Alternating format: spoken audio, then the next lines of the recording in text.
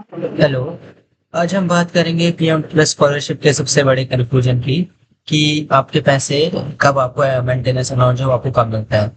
तो आज इसके बारे में आज हम पूरा वीडियो बनाएंगे और इसमें क्या डिले होता है, कुछ डिले होता है, आई थिंक कब आपको पेमेंट आती है और सब प्रोसेस जो मैं आपको इस वीडियो में बताऊंगा। तो सबसे पहले मैं आपको बताता हूँ कि पेमेंट स्ट्रक्चर क्या है इसमें। तो सबसे पहले पेमेंट समझते हैं कि पीएम प्लस का पेमेंट स्ट्रक्चर क्या है ऑफिशियल रूल्स के हिसाब से। सो पीएम प्लस में दो अलग पेमेंट्स हैं, एक एकेडमिक फी और मेंटेनेंस अलाउंस। मेंटेनेंस अलाउंस जो है वो 30,000 जो आपको कॉलेज को डायरेक्टली पीएम प्लस पे करता है कॉलेज फीस का। और दूसरा जो है मेंटेनेंस अलाउंस, ये पर ईयर आपके अकाउंट में आता है। ये हॉस्टल, बुक्स, मेस और डेली एक्सपेंस के लिए होता है। तो ऑफिशियल रूल्स के हिसाब से मेंटेनेंस अलाउंस जो होता है वो इस तरह आना चाहिए। पहला इंस्टॉलमेंट जो है 20,000 आना चाहिए जब आपने ज्वाइनिंग रिपोर्ट और वेरीफाई होने के बाद, जब आपका ज्वाइनिंग रिपोर्ट होता है कॉलेज में, तब आपको 20,000 मिलना चाहिए। और बाकी के जो 8 इंस्टॉलमेंट है वो आपको मंथली बेसिस पर अटेंडेंस वेरीफाई होने के बाद मिलना चाहिए। लेकिन दोस्तों बाद में आपको बताऊंगा कि ऑफिशियल रूल्स और रियलिटी में बहुत फर्क होता है।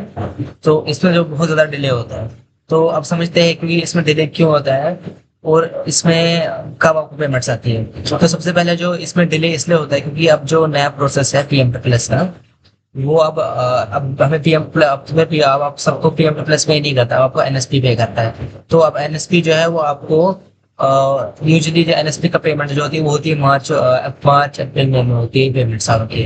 तो इसी वजह से जो अब सारों की जो पेमेंट्स है वो इसमें मार्च अप्रैल में आ जाती है। दूसरा रीजन जो है वो दूसरा रीजन है कि फाइनेंशियल ईयर रश और सेंट्रल गवर्नमेंट का फाइनेंशियल ईयर, क्योंकि जो फाइनेंशियल ईयर होता है वो 31 मार्च को खत्म होता है। तो मिनिस्ट्रीज को अपना बजट एलोकेट करने के लिए बहुत ज्यादा टाइम लगता है। इसलिए एनएसपी और पीएफएस मार्च और अप्रैल में ही maximum pending scholarship files clear करती है। जो दूसरा रीजन है कि वो एक और रीजन जो है वो है कि पीएफएमएस सिस्टम प्रोसीडिंग जो है।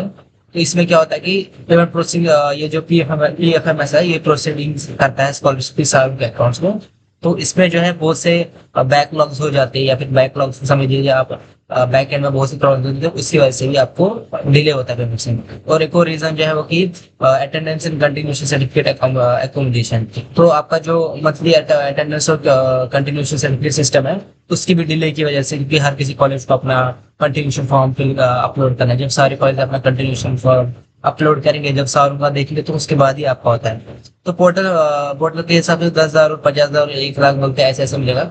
लेकिन अगर हम आपको रियल लाइफ एग्जाम्पल आपको देना चाहूँ कि कैसे एक्चुअली वर्क करता है इनका सिस्टम, तो एग्जाम्पल लेते हैं कि हम एग्जाम्पल लेते हैं कि जैसे आपका एडमिशन जो है, आपका एडमिशन 22 सितंबर 2026 में आपका हो जाता है, कॉलेज में एडमिशन ले लिया आपने। तो ऑफिशियल रूल्स के हिसाब से तो मैंने आपको कहा कि 20,000 और 10,000 आपको बार बार मिलना चाहिए। लेकिन असली रियलिटी है कि वेरिफिकेशन प्रोसेस में टाइम लगता है और कॉलेज को अपनी अटेंडेंस वेरीफाई करनी होती है, तो उसमें भी थोड़ा टाइम लगता है।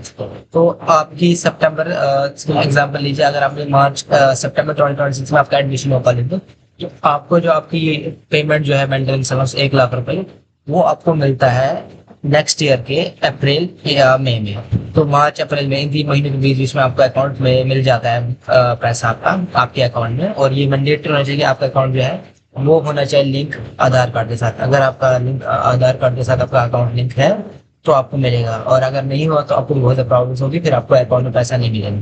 तो ये चीज़ आप याद रखिए कि आपको पैसा मिलेगा। और कुछ इसमें आपको 2 इंस्टॉलमेंट्स में मिलती है, या तो कभी 3 इंस्टॉलमेंट्स में। तो यूजली जो होता है तब मैं लास्ट ईयर के 2-3 इंस्टॉलमेंट 2-4 साल से कंटिन्यूसली 2 इंस्टॉलमेंट्स में मिल रहा है। कभी 60,000 मिल रहा है और 40,000, कभी 80,000 मिल रहा है और 20,000। तो कभी ऐसा होता है या तो आपको ऐसे मिलेगा, इन दोनों में से कोई भी चांस होता है, या फिर आपको कभी पूरा 1 लाख ही मिल सकता है अकाउंट में डायरेक्टली। तो मैं आपको ये बताऊंगा कि अगर आपको और कोई कंफ्यूजन आप मुझे बता सकते हो। और अगर आपको ये वीडियो हेल्पफुल लगी तो लाइक कीजिए, कमेंट कीजिए, शेयर कीजिए और सब्सक्राइब कीजिए। Thank you.